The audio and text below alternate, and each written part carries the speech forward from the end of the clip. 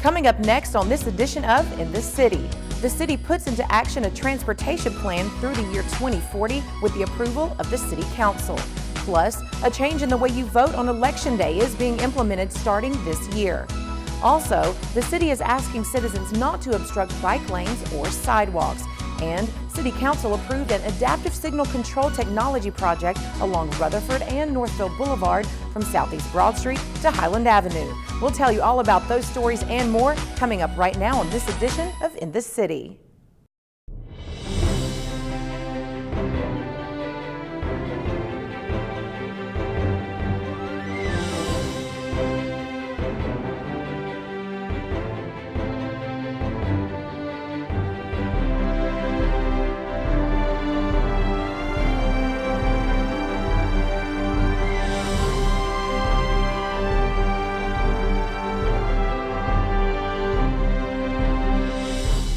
I'm Michael Linn White, and welcome to another edition of In the City, your source for what's happening right here in the city of Murfreesboro.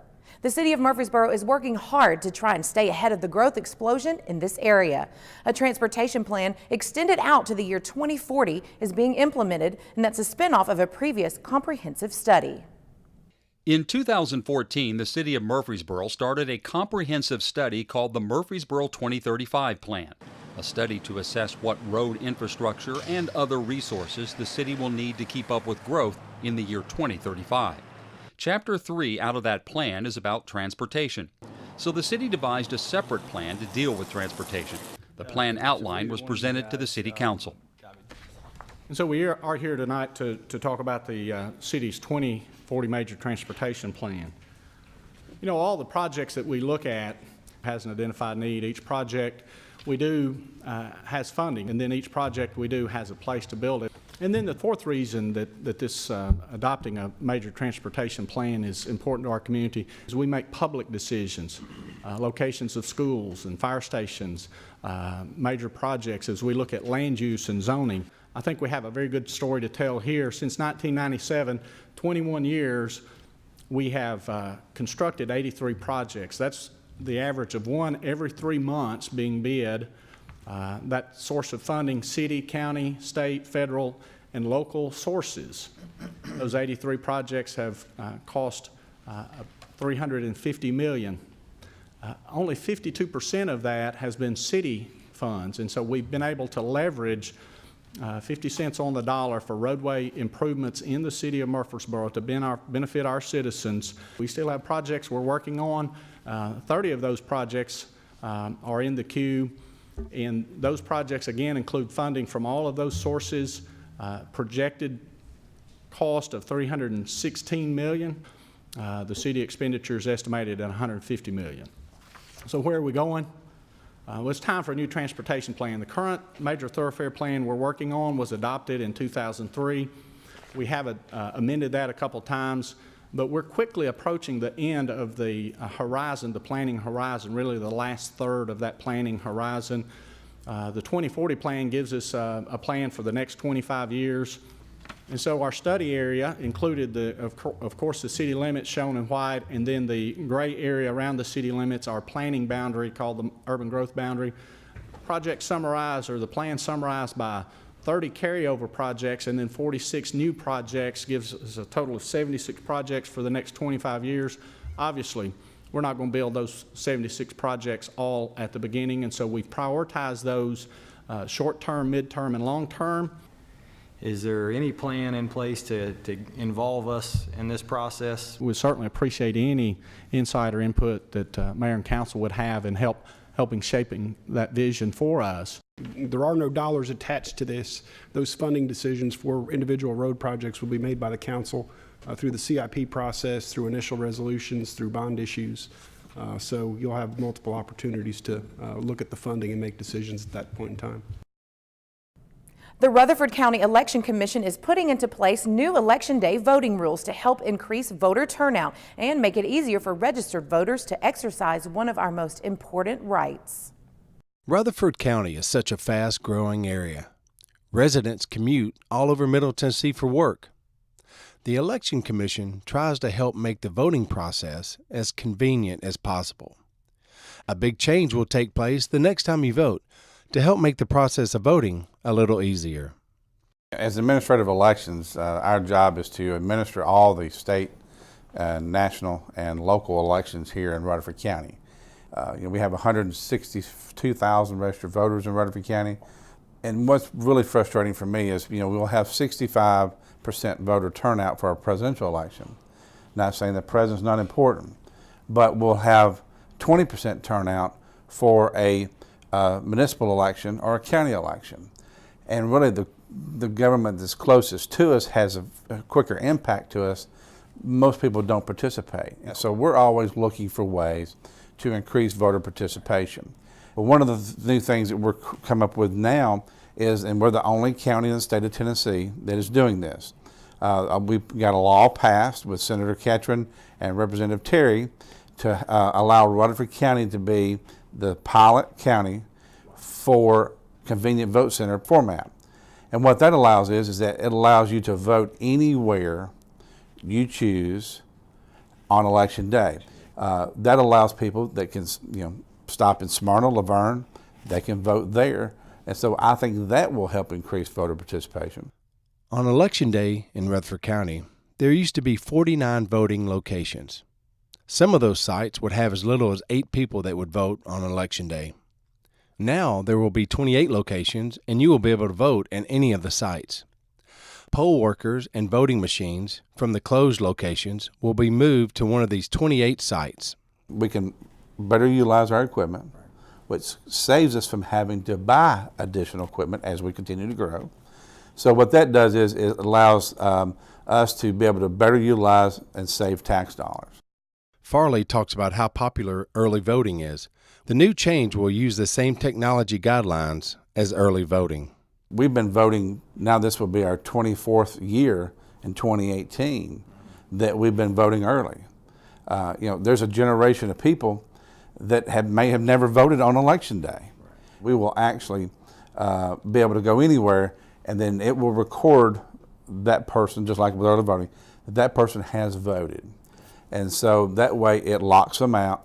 So if they go to another location, they're not going to appear. So you have that integrity aspect of that. The first test of this new voting process will be to fill Senator Jim Tracy's District 14 position, because he was appointed to the U.S. Department of Agriculture's Rural Development Office. This will affect only 48,000 registered voters that are in this district. So we'll get a good trial run in executing this. We did a test of all the sites, and everything worked very well back in June of 2017. So we're excited about going ahead because there's only one question on the ballot. In January, it will be the Republican-Democrat nominee for the state Senate. And then in March, it'll be one question on the ballot. So we've been doing this for a while with early voting, so I don't really see any issues because of the technology we know, and we've got it refined. So the taxpayers win, the cities and the counties, they win. So it's really a win-win format process for everybody. For a list of the 28 polling locations and 2018 election information, please visit www.election.rutherfordcountytn.gov. In the hustle and bustle of urban life, a struggle on roads can occur between pedestrians and motorists. There must be a balance so cities can help promote exercise and good health. The City of Murfreesboro encourages residents to walk and ride their bikes when possible to promote better health and help relieve congestion. The city is embracing cyclists with added bike lanes and pedestrian sidewalks. The city cautions homeowners against leaving yard debris and other obstructions in bike lanes and sidewalks. It comes from complaints from bicyclists who are forced to leave bike lanes to avoid yard debris and other obstructions, including parked automobiles. The city keeps working trying to expand our bike paths, especially around school areas, working to try to get that connectivity, just give folks a different alternative. A lot of times folks like to get to parks, get to schools, try to do that. And we're just really asking the residents just to consider whenever they're whenever they're parking or whenever they're putting leaves out or putting the debris out or what have you for solid waste to pick up, just to watch where they're putting them at. We're wanting to keep these bike paths clear of any of any obstacles. You get into a situation to where someone may be riding in a bike lane and they have to swerve into a travel lane, not knowing whether or not a car will be there. And just really, it's a safety concern of ours, and just something we want folks to look out for. We've actually gotten a American with Disabilities Act complaint that came to us, and also went to the state of Tennessee, and that complaint certainly triggered some of this response. But we're spending a lot of money trying to build these multi-use paths and trying to help with the connectivity of the city. Yard waste should be placed at the curb without blocking sidewalks or bike lanes. Blocking these accesses is a violation of city code. We like to have it close to the road, but still on their property is our preference. The trucks that's coming by still should be able to see it. Make sure that you give some room without going into the travel way. Griffith explains what you can do if you witness a bike lane or sidewalk where access is impeded. If you do see a bike lane or a sidewalk that's being blocked with debris, certainly call the engineering department, 615-893-6441. And then we also may just shoot a letter out to them, just asking them to, if they can in the future, to keep those paths clear of obstructions. One of the ways municipalities can help traffic keep moving is to coordinate traffic lights on a stretch of road, especially roads where traffic patterns change over the course of a year. The City Council adopted an adaptive signal control technology project recommended by the city's Transportation Department. The project will coordinate the traffic signals on Rutherford and Northfield Boulevard from Southeast Broad Street to Highland Avenue by 2019. The city chose this corridor because of inconsistent traffic patterns due to nearly 23,000 MTSU students that fluctuate over a year. The project in general will consist of upgrading 14 signalized intersections, adding pedestrian signal timing elements at 4 new locations, 9 CCTV cameras, and approximately 9 miles of fiber optic cable for communication back to the Traffic Operations Center. The 14 signalized intersections on Rutherford and Northfield Boulevard starting south include Broad Street, Bradyville Pike, the Walmart, Mercury Boulevard, East Main Street, Alumni Drive, MTSU Boulevard, Greenland Drive, Gold Valley Drive, Norris Lane, Las Casas Pike, Pitts Lane, Tennessee Boulevard, and Highland Avenue. A vehicle count will be collected by the Transportation Department, and the city will take the data and hold a workshop to discuss findings. The project is funded exclusively by federal dollars through a Tennessee Department of Transportation grant. The contract price being recommended is more than $411,000. Councilman Smotherman asked whether the Interstate 24 corridor is being considered for this same program. We have like 10 signalized intersections within 3 miles, I think, of I-24 on Medical Center Parkway as well as 04 Parkway. Is there any variable that you would see within those that would require maybe this signalization program to be expanded at some point? We will be working with TDOT on timing plans and implementation associated with that project. Murfreesboro motorists know the problems where Highway 96 and Veterans Parkway intersect, where the road goes from 5 lanes to 2. A project to widen this stretch of Highway 96 is currently under construction. We're here at Highway 96, Franklin Pike. As you get near Veterans Parkway, it's a stretch of road that basically narrows down from 5 lanes down to 2 lanes pretty quickly. As the area develops out here and traffic continues to grow, we continue to have traffic problems, backups. We built a new elementary school not too far from here, Overall Creek Elementary School.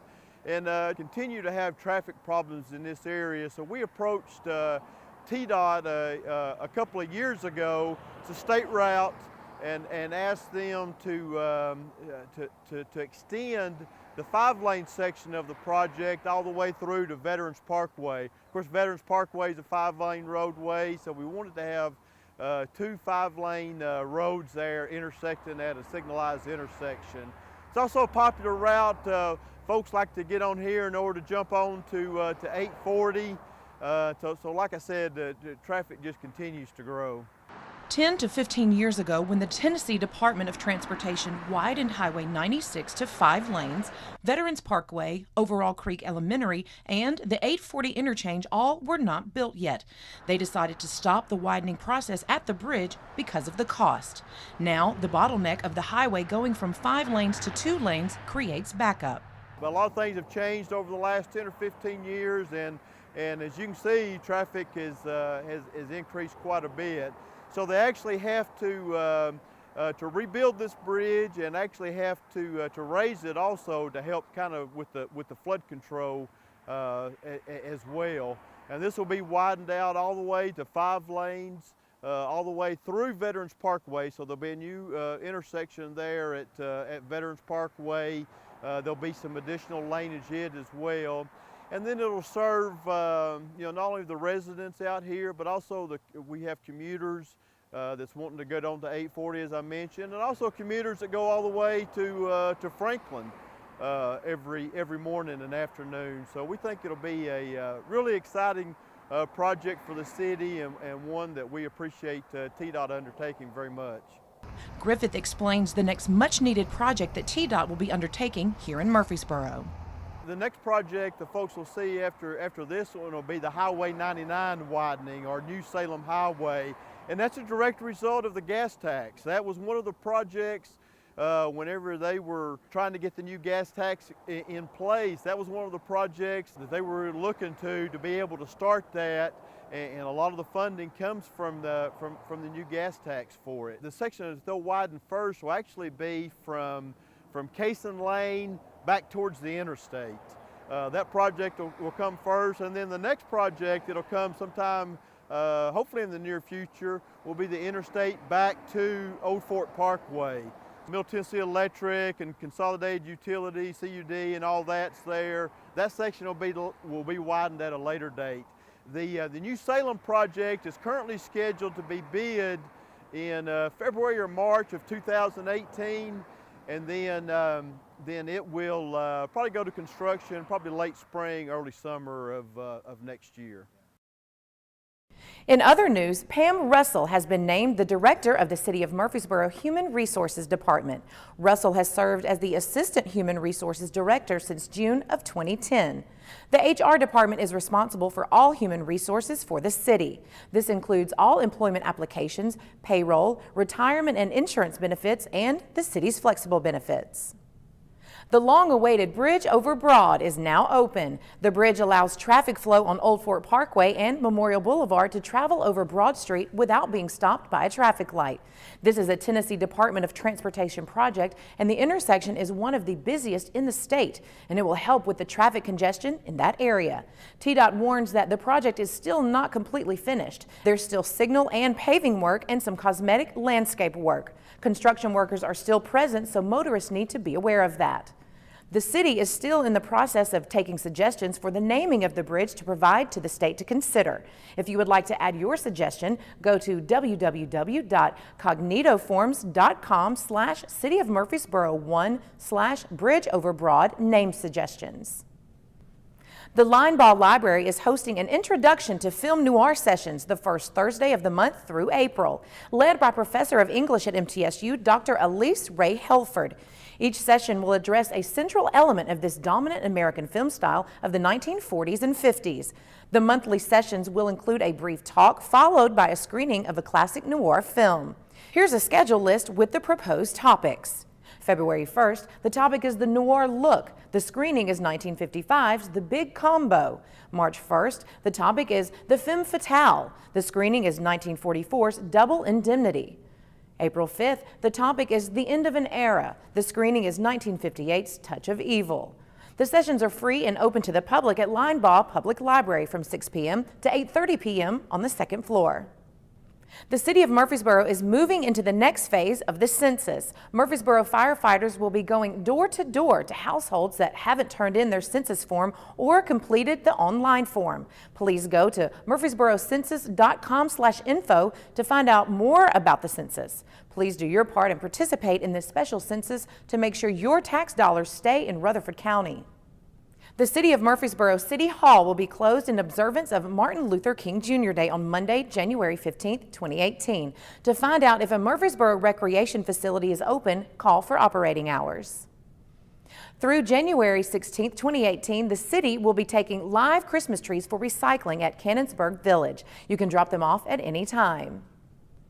Well, that's it for this edition of In the City. As always, for more information about the City of Murfreesboro, you can always visit our website at murfreesborotn.gov. And if you want to see some of the stories that you've seen today or catch up on the latest city news, you can always visit the City of Murfreesboro's YouTube channel. I'm Michael Linn White, and we want to wish everyone a Happy New Year. And until next time, we look forward to seeing you in the city.